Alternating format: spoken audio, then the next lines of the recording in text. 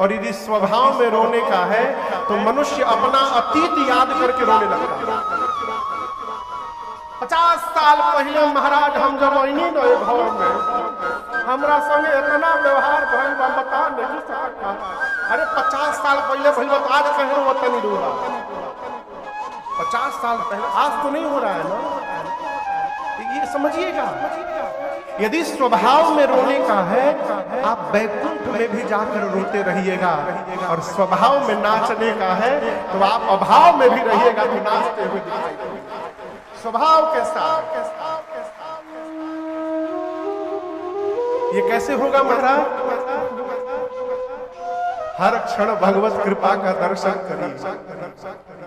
ये मानिए कि जो प्राप्त है वो पर्याप्त है, इसको स्वीकार करिए। आप कभी दुखी नहीं होंगे। एक व्यक्ति मिले मुझे, मेरे जीवन में एक व्यक्ति मुझे मिला आगरा में, भैया के मित्र, पगड़ी लगा के रखते, वो सुंदरकांड का पाठ करते घूम घूम कर। कोई कुछ दे दिया तो हरि कृपा, न दिया तो कोई बात, मांगने भी नहीं जाते। मैं कथा करने गया, आगरा गया, लगभग 5-6 साल पहले की बात है। आए, परिचय हुआ, खूब आनंद में थे, खूब आनंद में। तो उनकी बातचीत से लगा कि खूब चकाचक घर में आनंद है, इतने आनंद उत्साह में है। वो तो 2 दिन बाद मुझे पता चला महाराज सवेरे भोजन मिल जाता है तो रात का पता नहीं रहता है, कहाँ मिलेगा। हम बोले उसके बाद भी इतने आनंद में? बोले ये तो भगवत कृपा है। हमने उनसे पूछा कि भैया आप इतने आनंद में कैसे रहते हैं? बोले महाराज जिस भगवान ने इस शरीर को दिया है हम अपना कर्म कर रहे हैं, भगवान भोजन की भी व्यवस्था करते हैं, और जब वो भोजन की व्यवस्था करने वाले हैं तो हम चिंता में क्यों पड़े, हम आनंद में रहते हैं। बहुत बड़ी बात। देखिए संपत्ति यदि क्षमता से अधिक ऊपर हो जाए तो वही विपत्ति बन जाती है। लाभ सीमा में होनी चाहिए। लाभ यदि सीमा को तोड़कर आगे बढ़ा तो उस लाभ में ओ की मात्रा लगने में विलंब नहीं लगता। समझ रहे? लाभ कब लोभ में बदल जाए। गोस्वामी जी कहते हैं काटत रावण के सिर भुजाओं को राम जी काटते हैं, और जैसे राम जी सिर काटते हैं नवीन नए सिर निकल जाते हैं। तो गोस्वामी जी चौपाई लिखते हैं काटत बढ़ही शीस समुदायी, कैसे जिमि प्रति लाभ लोभ। जिस प्रकार लाभ के साथ लोभ बढ़ते जाता है उसी प्रकार रावण के सिर बढ़ रहे हैं। लाभ होना चाहिए, लाभ इतना होना न चाहिए कि लाभ लोभ में बदल जाए। हम तो एक बात कहते हैं, कई लोगों को बात अच्छी नहीं लगती है, लेकिन मैं अपने पर उसको उतार करके कहता हूँ, बार बार ठाकुर जी से कहता हूँ प्रभु जीवन में थोड़ा अभाव बना के रखिएगा। क्यों?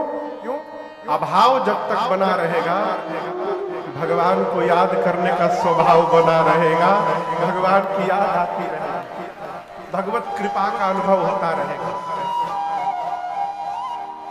गुरुदेव भगवान ने कहा राजन ये आपके जीवन का प्रभाव है, परिणाम है। आपने गौ की सेवा की, आपने गुरु की सेवा की, आपने ब्राह्मणों की सेवा की, आपने धरती की सेवा की, और महाराज जैसे आप हैं वैसी आपकी देवी कौशल्या है। और हम आपके बारे में क्या क्या बोले महाराज, कितना बोले। राम ही जिसके घर में पुत्र बन करके आ गए हो, उस पिता के धर्म के बारे में मैं क्या क्या बोलूंगा और कितना बोल पाऊंगा। राजा राम सरिस सूत जाके तुम ते अधिका पुण्य बर काके तुम ते अधिका पुण्य बर काके। महाराज मैं बारात के निकलने का मुहूर्त बता देता हूँ। गुरुदेव ने तुरंत बारात के निकासी का मुहूर्त बताया, विवाह का मुहूर्त नहीं बताया। किस दिन बारात निकलेगी, गुरुजी ने मुहूर्त निकाल दिया। अब महाराज पत्र लेकर निवास में गए, माताओं को सुनाए, माताएं आनंदित हो गई। कितनी माताएं हैं? बोलिए, तीन। तीनों माताएं तीन अलग अलग काम में लग गई। सुमित्रा मैया द्वार पर चौक बनाने लगी, चौक पुरने लगी, रंगोली। कैकेयी मैया बारात में कौन कौन सी सामग्री जाएगी उसकी व्यवस्था में लग गई। और कौशल्या मैया ब्राह्मण देवताओं को, याचकों को बुलाकर दान देने लगी। बारात सज के तैयार हुई, पूरे अयोध्यावासी सजे, अपने अपने वाहन को तैयार किए। आज के परिप्रेक्ष्य में यदि कहूं तो एक एक बाराती के पास 10-10 सूटकेस कपड़ा है। काहे? बारात के जाने का दिन निर्धारित हुआ है, जाकर कितना दिन वहां रहना है किसी को नहीं मालूम। तो कपड़ा रिपीट थोड़े कर जाएगा, नया नया कपड़ा, 10-10 सूटकेस कपड़ा। आजकल के बारात तो भगवान मालिक बारात पहुंचल ना तो आधा लोग खा के गई। बेगूसराय में मैं कथा गा रहा था एक बार, 2020 की या 19 की बात है। तो रात को कथा करके मैं जब वापस निवास पर अपने जा रहा था, 11:30 बजे रात,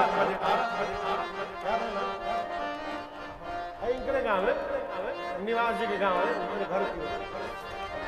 चाचा जी रात को 11:30 बजे दूल्हे की गाड़ी सज रही। तो हम पूछे का हो इतना पहले काहे सजाओ, चलो काल बारात जाई, यही बेरा बारात में ना महाराज, यही बेरा बियाह बा।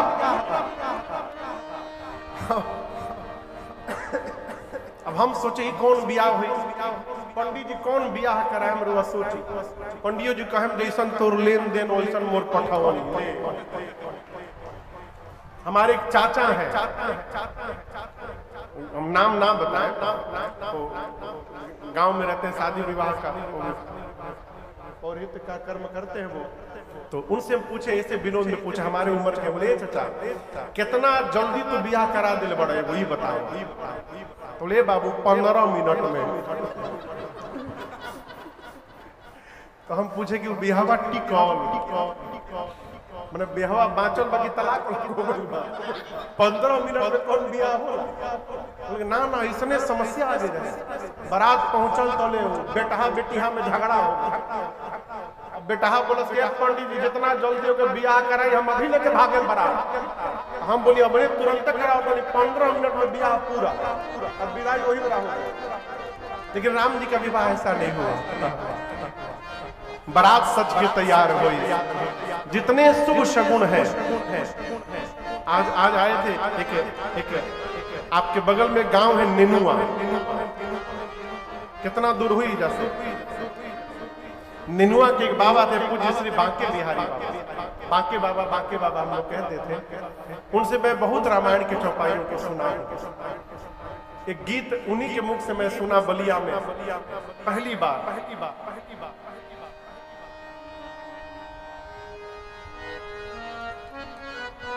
चाचा जी पहली बार उन्हीं के मुख से मैं सुना था। अरे सुन ले रोनी हो नौवाए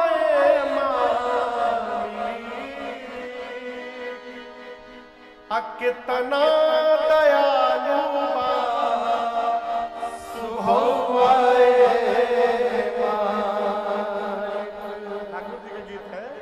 लेकिन हम बांके बाबा के मुख से सुने पहली बार। तो उनके भाई, उनके छोटे भाई साहब आज आए थे मिलने के लिए। चेहरा बिल्कुल उन्हीं के जैसा, भरत भी बैठे थे। तो लगे बताने, महाराज चलनी हो तो मन में ऊक बिक भई रहल, का पता भेंट होई कि ना होई। तौले एगो ब्राह्मण देवता किताब लेहले मिल गई हमन, जात्रा बनल तो हमार शुभ जात्रा।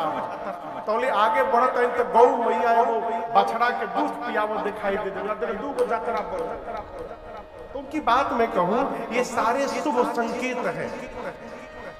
यदि आप घर से कोई कार्य करने निकले और यदि आपको मछली का दर्शन हो गया, तो बाजार वाला मार मछली ना, सही में पोखरे में मछली का दर्शन हो गया, तो आपकी यात्रा मंगलमय हो गई।